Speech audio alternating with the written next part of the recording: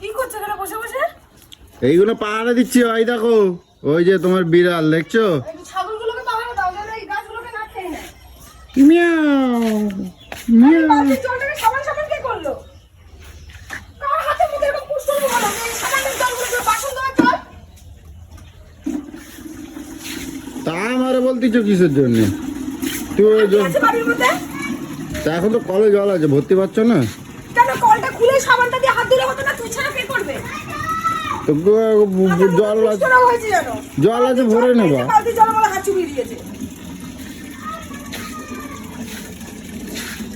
এই জলগুলো ভরতে কষ্ট হয় না জানো? আমি ভরে ভরে রাখবো আর ওখানে এসে করবে। এই করে করে আমার কাজে দেরি হয়ে যায়। শুধু বালতিতে জল ভরেই যাবো সারাদিন ধরে আর নষ্ট করেই যাবে।